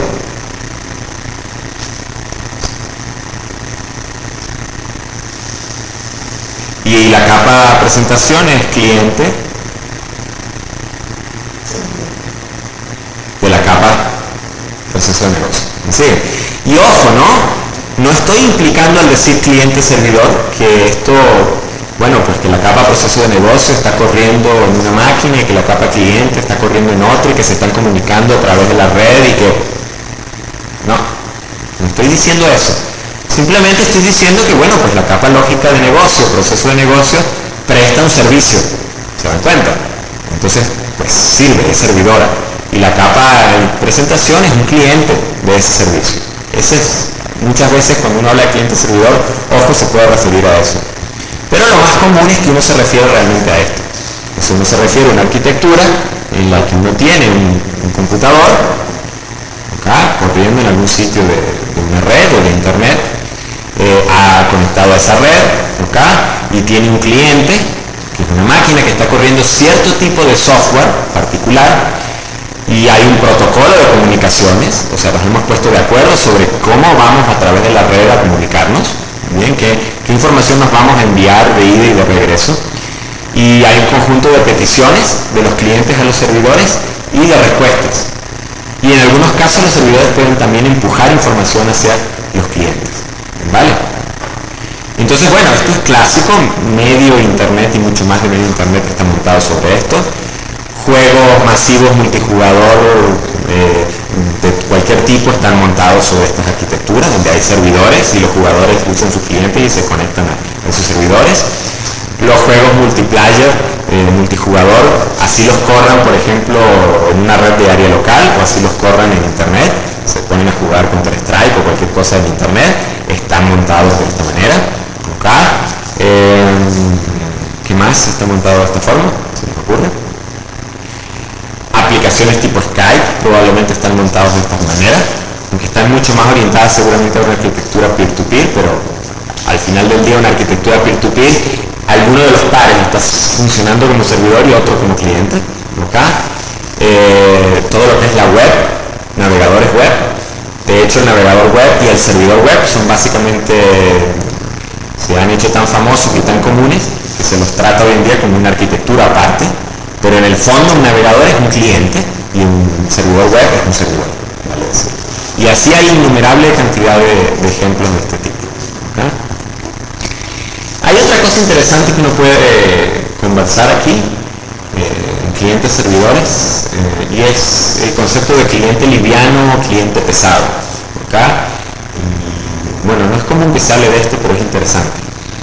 Por ejemplo, ¿qué pasa si yo hago una aplicación que la quiero compartir entre muchas personas? ¿Ok? Y precisamente para poder compartirla entre muchas personas y que esas personas puedan colaborar a lo mejor, porque si la quiero compartir entre muchas personas, pero no me interesa que esas personas colaboren, simplemente hago una aplicación de escritorio o lo que sea y se la doy a cada persona y que cada persona la use. ¿Me siguen la idea? Pero quiero distribuir esa aplicación entre muchas personas y además quiero que esas personas puedan trabajar colaborativamente. O sea, quiero que, por ejemplo, Cira pueda comunicarse con Angélica y compartir datos o información o lo que sea. ¿Okay? Entonces, por esa razón yo decido plantear una arquitectura cliente-servidor. O sea, tengo un servidor ligeramente centralizado, donde tengo la información de todos los usuarios, la información que los usuarios quieren guardar, y entonces todos los clientes se conectan a mí, y si Angélica está conectada en el mismo momento en que Cira, pues pueden intercambiar información, etc. ¿Me siguen la idea? ¿Okay? Muy bien, resulta que esa aplicación hace algunos cálculos, que son bastante intensivos, y entonces yo tengo dos opciones. Yo puedo poner los cálculos en el servidor, o puedo poner los cálculos en el cliente. ¿Qué me pueden decir de ambas cosas? Ventajas y desventajas.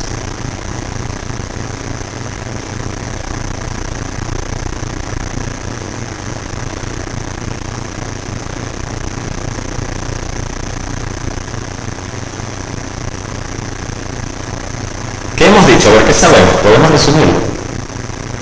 ¿Qué sabemos sobre esa arquitectura?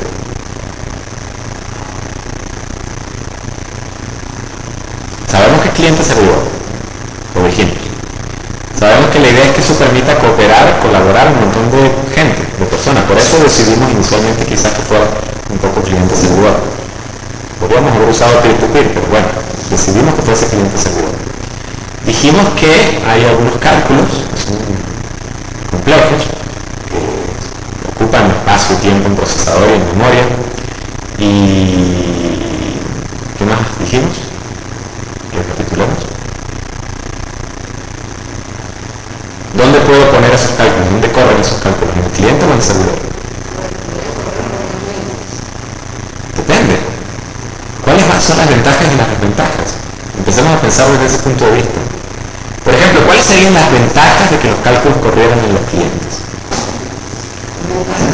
Ventajas.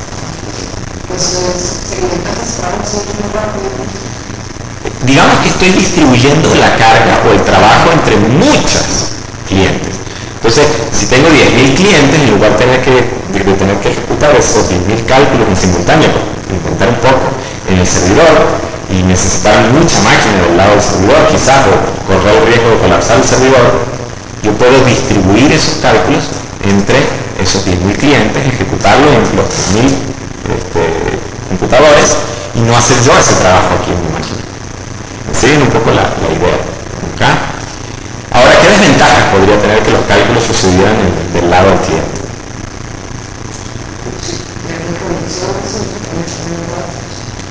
Si los cálculos ocurren del lado del cliente. No, eso es una desventaja neta de la arquitectura cliente-servidor. No de que los cálculos ocurran en el cliente o en el servidor. Por cierto, fíjense que esa es una desventaja de una arquitectura cliente-servidor. Depende de una conexión de red si está usando una arquitectura cliente-servidor o red. Por ejemplo, a ver, imagínense un juego, un shooter primera persona. Imagínense que el cálculo que decide si la bala que disparé le pegó a un jugador enemigo se realiza en mi computador. Y el cliente, cuando determina que en efecto mi bala mató a un jugador enemigo, simplemente le envía un mensaje al servidor y le dice: fulanito está muerto, o mata a fulanito. ¿Sí me sigue? Puede ser perfectamente razonable. El cálculo de la bala es costoso a lo mejor, y quiero hacerlo del lado del cliente. Pero ¿cuál es el problema que tiene eso? Se nota que no puedo contestar ese tipo de cosas.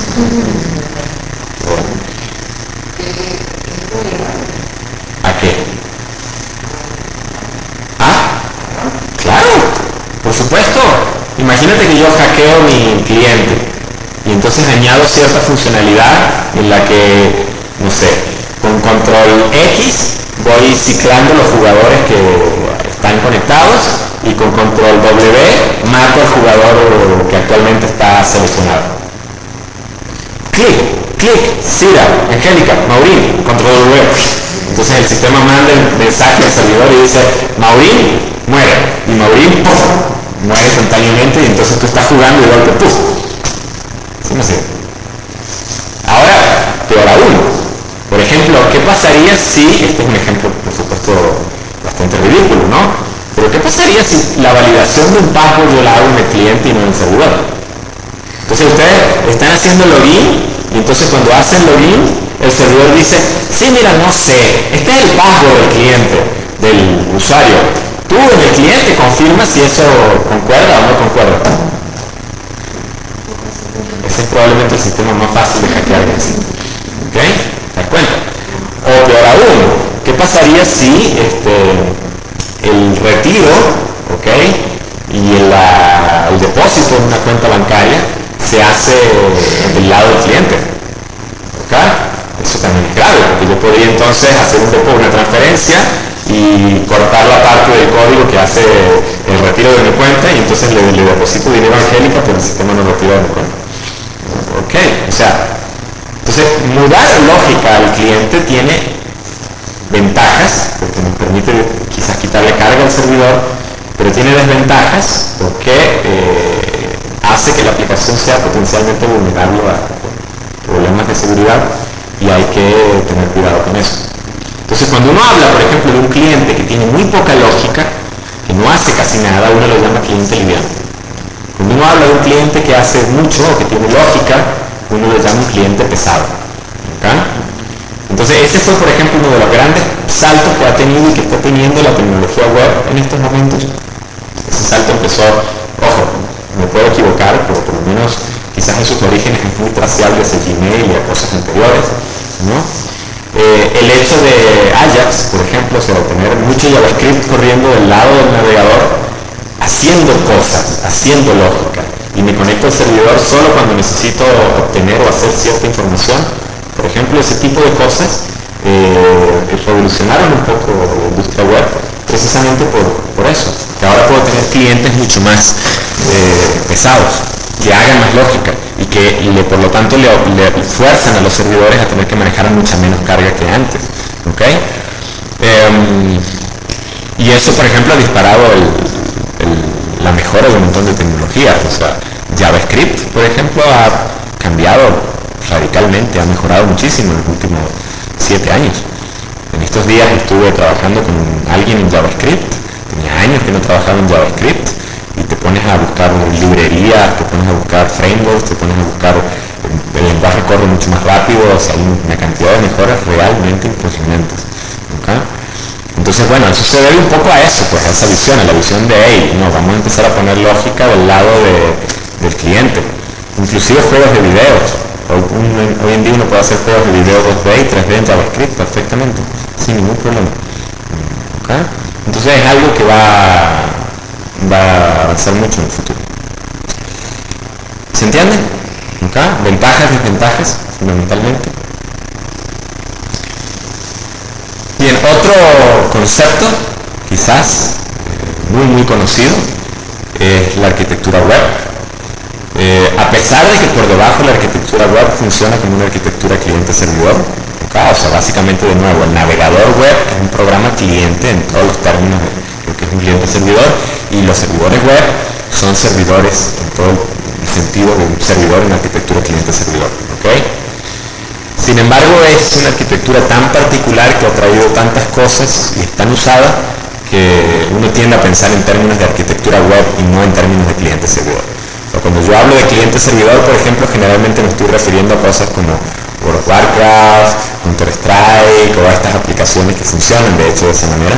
Cuando uno habla de arquitectura web, sí, uno sabe que por debajo de un cliente-servidor, pero es más, se está refiriendo más a esto. Bueno, el clásico, acá, cuando uno trabaja con páginas web estáticas, es que uno tiene un cliente, un navegador, acá. El cliente, cuando ustedes colocan algo en el URL, está haciendo una petición a un servidor, acá. El servidor está buscando esa página o ese documento solicitado y está buscándolo en su disco, acá. Y una vez que consigue la página, simplemente devuelve ese archivo al navegador, el navegador lo lee y lo interpreta. Es completamente estático, o sea, es un archivo que está en disco lo que te estoy devolviendo, así tal cual como lo almacené en disco, ¿okay? Cuando después de unos años alguien vio esto y dijo, hey, deberíamos mejorar esto porque qué tal yo debería ser capaz de generar páginas dinámicas con información que viene de bases de datos u otras cosas. Entonces esto cambió un poquito. Ahora fíjense que igual que antes el cliente hace una solicitud, pero en este caso ya no a una página estática, sino a un programa. ¿Bien? En los tiempos primitivos eran programas escritos en C, en algún lenguaje de script acá, muy primitivo, y básicamente lo que hacía el servidor web era que le pasaba los parámetros de esa petición a través de la entrada estándar, y ese programa simplemente generaba con cout o printf HTML a través de la salida estándar, y entonces el servidor web redirigía esa información, ¿okay? Hoy en día es mucho más útil. Bueno, pero ese servidor lo que hace es que ubica el programa y en lugar de devolver el archivo simple y llanamente como hacía antes, ejecuta el programa.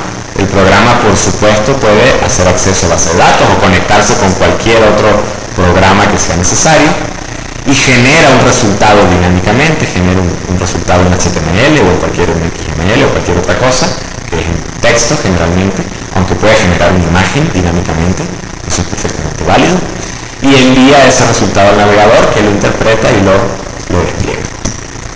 ¿Ok? Básicamente esa es la idea. Entonces, de nuevo, arquitectura web, es cliente-servidor por debajo. En mi opinión es crítico conocer los detalles que están sucediendo aquí abajo. Es importante saber un poco de HTTP, es importante saber un poco de este ciclo, el request response y cómo es que suceden las cosas y cuáles son las diferencias que hay a lo mejor entre la manera en que lo maneja Java y la manera en que lo maneja PHP, etc. Inclusive cómo un framework se mete dentro de esto, etc. O sea, si uno quiere hacer desarrollo web realmente bien, quiere hacerlo, es importante conocer esto. Porque hay muchas cosas que a veces explotan, que si uno conoce esto es mucho más fácil arreglar problemas y detectar problemas. Bien, ¿preguntas? ¿Hasta aquí? Bien, una pregunta interesante es ¿cómo se podría combinar el estilo cliente-servidor con los otros estilos que hemos discutido? ¿Cómo se podría combinar un estilo cliente-servidor, por ejemplo, con un manejador de eventos, con este estilo?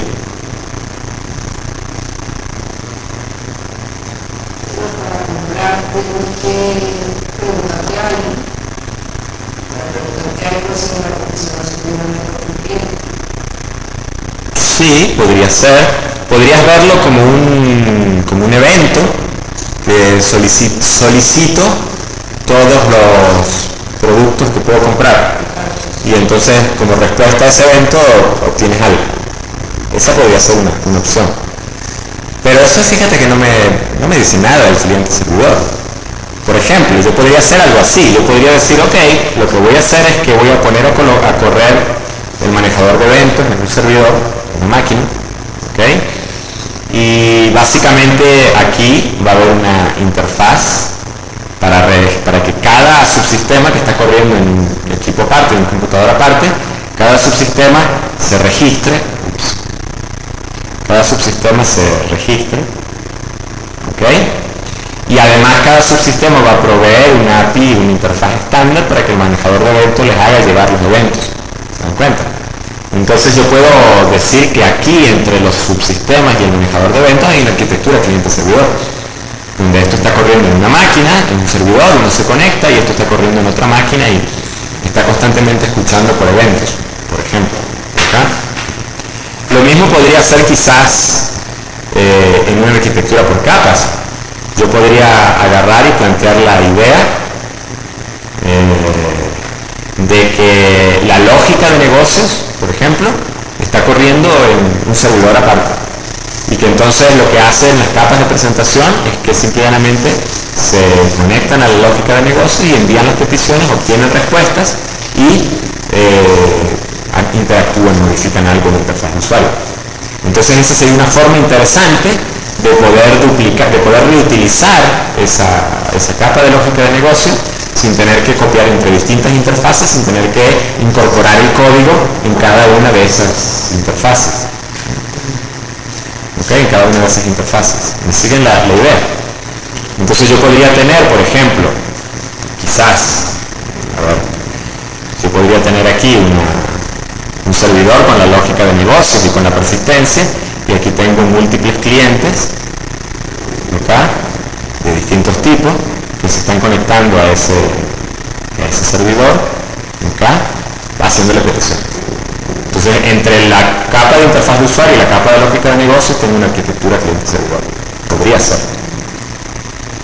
Hay un problema con la arquitectura cliente-servidor, por cierto. Y es que depende de, Maurín creo que lo mencionó, no sé quién, que depende de esto. ¿Okay?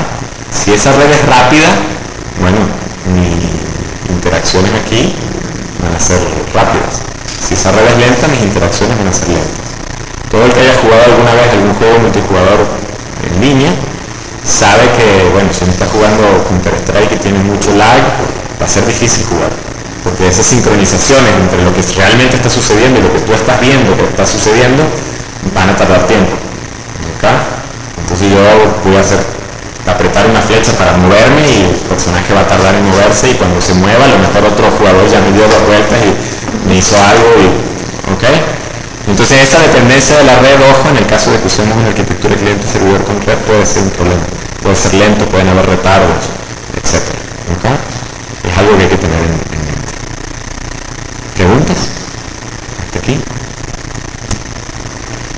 Bien. Vamos a cerrar, nos falta muy poquito.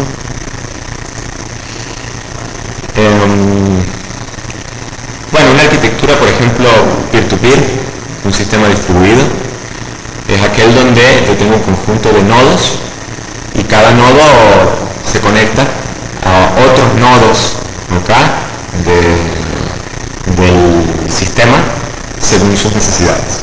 A diferencia de una arquitectura cliente-servidor, generalmente en una arquitectura cliente-servidor hay un servicio, un servidor centralizado que está proveyendo el servicio y los clientes se conectan a ese servicio. Si yo destruyo, si yo saco de línea el servidor, todo el sistema se cae, ¿sí? La idea de este tipo de arquitecturas es que no hay una relación jerárquica, o sea, ningún nodo es, como en el caso del cliente-servidor, más importante que el otro. ¿Okay? Si se cae, por ejemplo, aquí uno de los nodos, no hay problema, los nodos que siguen estando activos pueden seguir funcionando con los demás nodos. Quizás si hay comunicación a través de la red, a lo mejor entre los distintos nodos haya en algún momento una arquitectura cliente-servidor, donde alguno de los nodos funja de servidor y el otro de cliente y viceversa, y se estén pasando mensajes de alguna manera. ¿Okay? Pero esa es una visión muy general. Lo interesante de este tipo de sistemas es que son muy robustos. Si en el caso de arquitecturas cliente-servidor yo tumbo un nodo, un servidor, se corre el riesgo de que se caiga todo el sistema.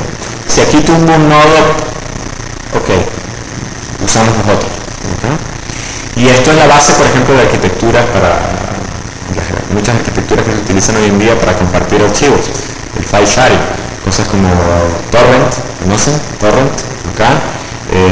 Bueno, Torrent está montada en este principio.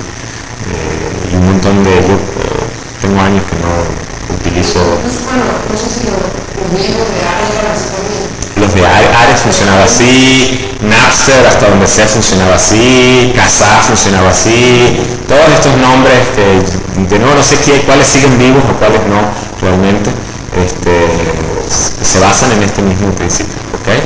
Entonces claro, es muy interesante porque yo puedo tener múltiples nodos que tienen el mismo archivo.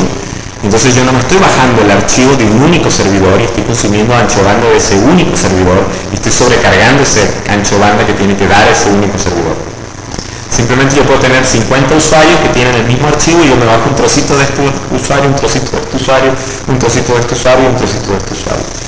Inclusive si no hay un sistema de control centralizado, ¿okay? O sea, no hay un ente que esté organizando todos esos nodos, es muy difícil realmente destruir esta arquitectura. Y eso es un poco lo que ha hecho que cosas como Torrent sean tan exitosas, ¿okay? Y tan difíciles, tan aptas para cosas como la piratería y este tipo de cuestiones, porque son muy difíciles de perseguir y de desintegrar. ¿Okay?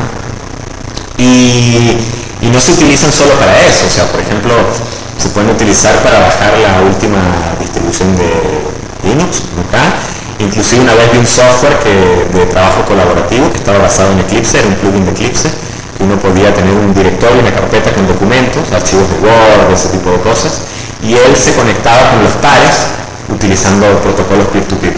Entonces si Cira escribía un nuevo documento en el espacio de trabajo, ese documento se empezaba a propagar, le llegaba a Maureen, le llegaba a Angélica, entonces de Angélica yo empezaba a bajármelo y un trocito y otro trocito lo bajaba de Joana y entonces se iba distribuyendo entre los distintos miembros del equipo de trabajo. Entonces bueno, son arquitecturas muy robustas en ese sentido. ¿Okay? Y bueno, un concepto, quizás más un concepto que otra cosa que es importante mencionar, es el concepto de las arquitecturas de referencia. En este caso estoy usando la pila OSI de redes para mostrar que es una arquitectura de referencia. ¿Cuál es la idea? No es que son arquitecturas por capas, ojo, no lo malinterpreten. La idea es que yo puedo decir, por ejemplo, ¿cómo se supone que debería ser una arquitectura de redes? Bueno, debería ser así. ¿Se dan cuenta? Debería ser por capa y deberías tener ciertas capas que tienen ciertas responsabilidades, etc. Sin embargo, nuestras redes hoy en día no están implementadas de esa forma, pero siguen ese espíritu, ¿okay? Y uno puede hablar de nuestros sistemas de redes, nuestras arquitecturas de redes en estos términos. Por lo tanto, son arquitecturas que si bien no están implementadas, instrumentadas, sirven como referencia para hablar sobre un problema. Y se van a encontrar con arquitecturas de ese tipo en muchos problemas, en muchas situaciones. para describir sistemas operativos, para describir sistemas de gestión de base de datos. Hay una arquitectura general que dice cómo se supone que debería ser un sistema de gestión de base de datos. Que ningún sistema de gestión de base de datos lo implemente exactamente así es otra cosa, pero hay una arquitectura general. Y así en muchas áreas. ¿Okay? Entonces, bueno, un concepto que hay que tener en mente para que cuando alguien venga y les diga esta es la arquitectura de referencia de cómo debería ser un sistema de producción, ustedes entienden que es una descripción general, que quizás no esté implementada y que quizás no necesariamente hay que seguir al pie de la letra y que probablemente le falten detalles inclusive. ¿Okay? Entonces esa es la idea general. Bien, gente, con esto terminamos por hoy.